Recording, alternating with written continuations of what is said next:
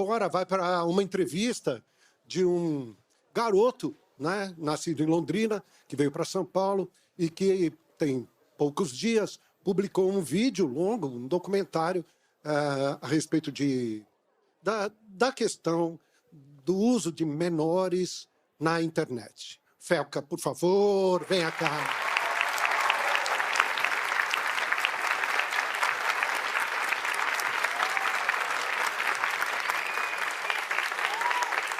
Muito obrigado, Felca. Sente-se aqui. A gente fica um pouquinho do programa conversando. Maravilha. Há quanto tempo você, pelo que eu li, você aos 12 anos de idade resolveu ser um protagonista na internet, mas daí seus pais falaram não, é isso?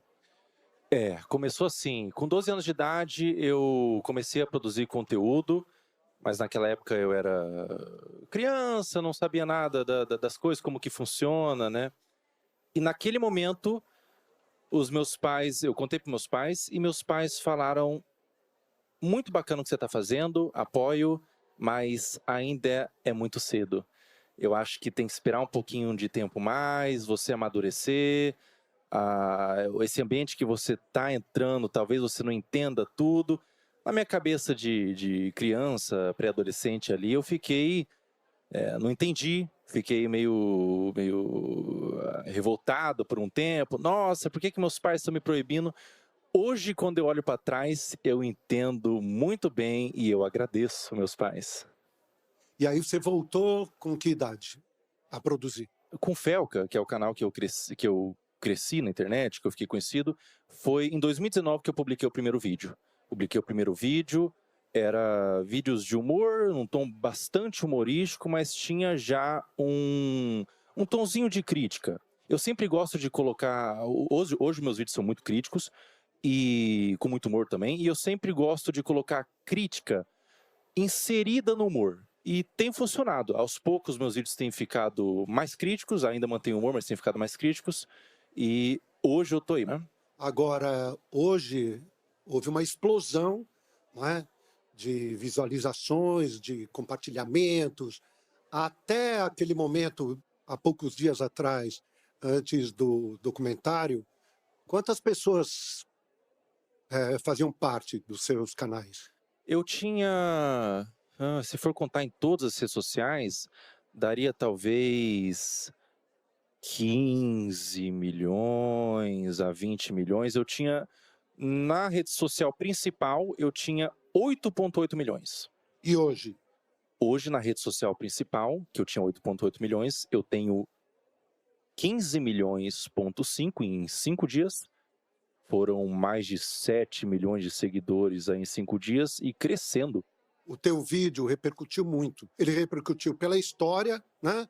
Através das pesquisas e das denúncias que você fez, mas ele repercutiu também junto ao comportamento das pessoas. Eu acho que as pessoas começaram a refletir mais, e eu já vi vários vídeos de mães falando: eu não devia ter exposto tanto meu filho, apesar de nem ser uma exposição, vamos chamar assim, delicada ou sensual. Que reflexão você começou a trazer para a gente a respeito disso? Eu creio que esse é o ponto mais importante mesmo do vídeo, e você falou sobre ter chegado nas pessoas, e foi isso que eu observei mesmo. Me mandaram fotos, por exemplo, Serginho, de pessoas assistindo o meu vídeo na horizontal, que é uma coisa muito difícil nos dias de hoje, as pessoas estão consumindo todos na vertical, assistindo no ônibus o meu vídeo, no metrô. Eu fico muito feliz porque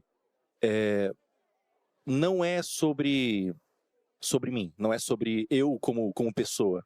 É sobre a causa mesmo. Essas crianças, essas contas de perfis de crianças estão sendo utilizadas para promover trocas de pornografia infantil. Isso é muito sério. Isso é muito sério. É um assunto muito delicado, é um assunto aversivo de ser falado, é um assunto que causa repulsa, mas ele tem que ser falado. Infelizmente, é um assunto que acontece em pequena e grande escala, de forma menos ou mais problemática. Acontece desde uma exposição, desde uma adultização, crianças se portando como adultos, até crianças sendo sexualizadas de fato, né? É doentio.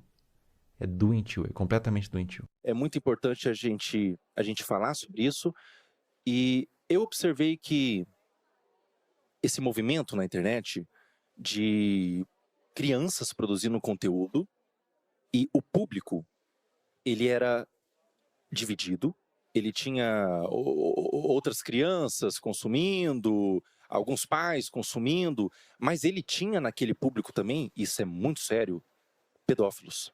Tinha pedófilos consumindo aquele conteúdo. E era um conteúdo, Serginho, que se eu mostrasse pra você, sem dar o contexto, você ia falar que era um conteúdo inocente. Era uma criança brincando, era uma criança se divertindo ali com as amigas, mas existiam pedófilos, desculpa dizer, eu sei que é forte, cantando aquelas crianças. E daí você vê aquilo, você vai vendo aquele movimento, você vai vendo acontecendo, e você vai vendo pessoas que produzem conteúdo suas crianças, pessoas que às vezes adultizam propositalmente a criança.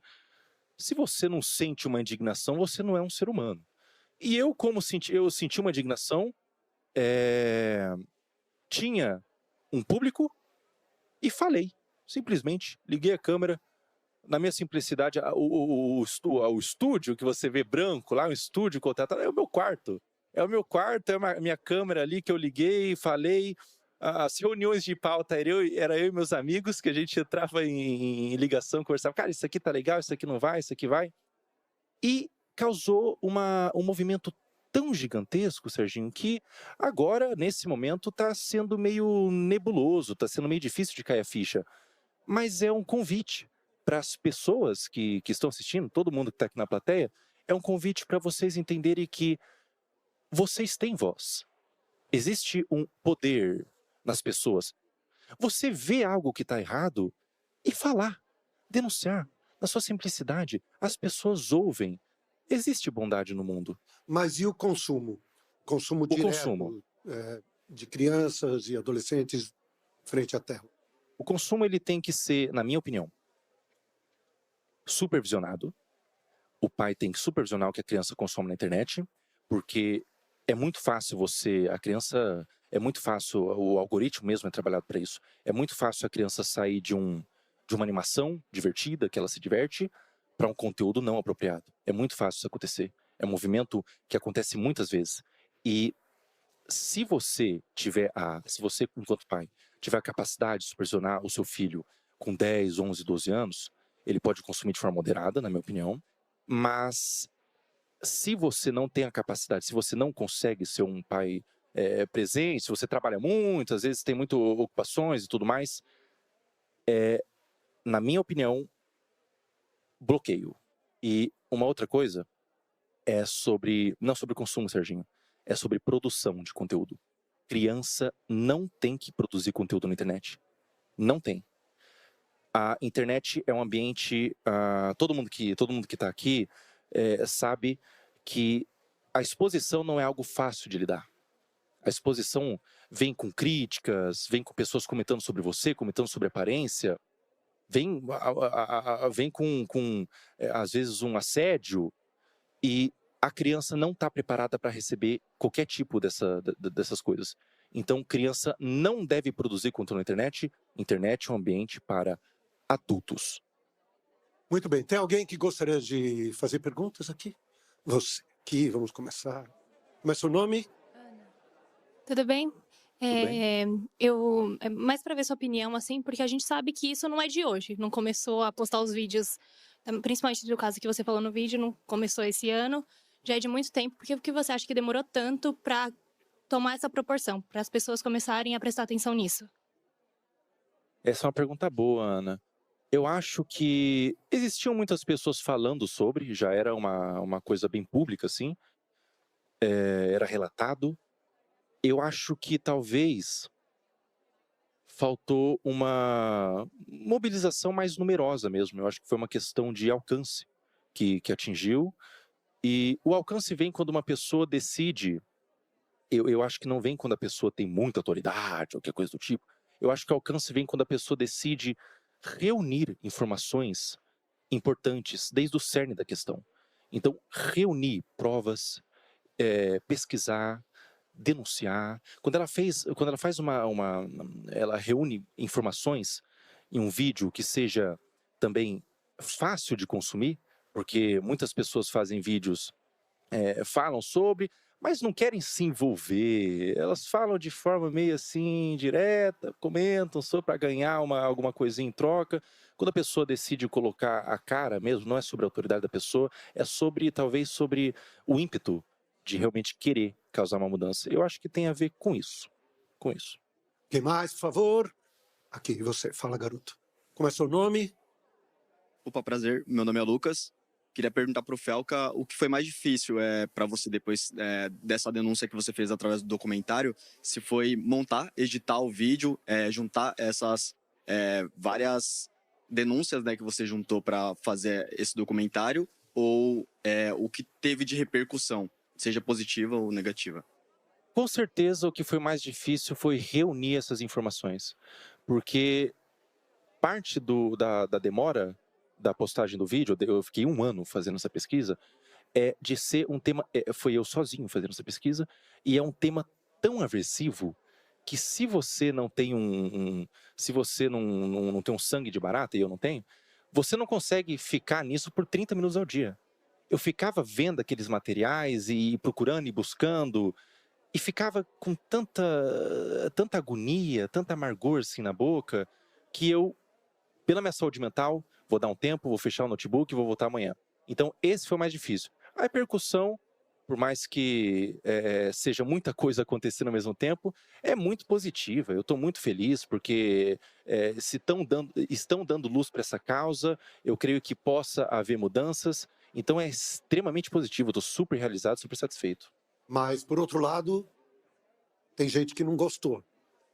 E eu queria saber como é que você recebeu, e se foram só críticas ou chegou a ter ameaças? Algumas ameaças, sim, Serginho. Algumas críticas, alguns movimentos de difamação, de tentar descredibilizar e tudo mais. Como eu recebo isso, a gente sabia, eu sabia o que eu estava fazendo, a gente sabia, eu e meus amigos, eu e minha equipe de editor e tudo mais, as pessoas que estavam por trás, a gente sabia que o que a gente estava fazendo era grande e tudo era esperado. Tudo era esperado. Olha, a gente não sabe exatamente o que vai acontecer, mas vai vir ameaças, vai vir, talvez venham alguns processos, talvez venha gente insatisfeita com o que eu fiz. Existe também, Serginho, e isso é delicado de falar, mas é verdade, existem alguns pedófilos que se incomodaram pessoalmente por eu estar tentando quebrar o esquema de pedofilia deles. Esses pedófilos, eles vão se sentir atacados pessoalmente e vão bater de frente, mas, sinceramente, quem tem que ter medo são eles, não uma pessoa que está denunciando. Quem tem que ter medo são os pedófilos. Fala. Boa noite, meu nome é Mavi. Boa noite.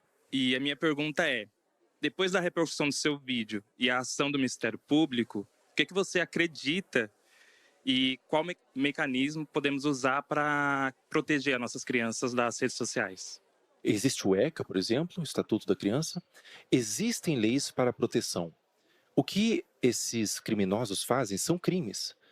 Então, eu acho que o melhor movimento, a melhor iniciativa é a iniciativa do indivíduo de denunciar, de ir atrás, de procurar, reunir provas, pesquisas e denunciar o que está vendo na internet.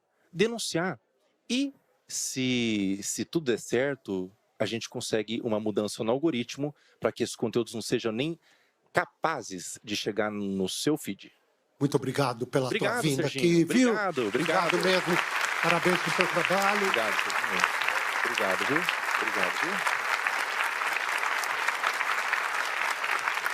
E até a próxima. Cadê o teu pessoal? Até a próxima. Cadê o Levanta pessoal? a mão aí, o pessoal do Tchau, Paola. Aqui, tchau, aqui. Fábio. Tchau, Aqui. Caco. Glória, Acho que as Xamã. pessoas estão muito impressionadas com a altura dele também.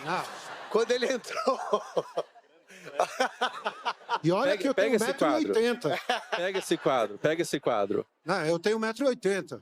Tá baixinho, Sim. Serginho. Você tá muito baixinho. Obrigado, aplausos aqui. Obrigadão, por favor. obrigado.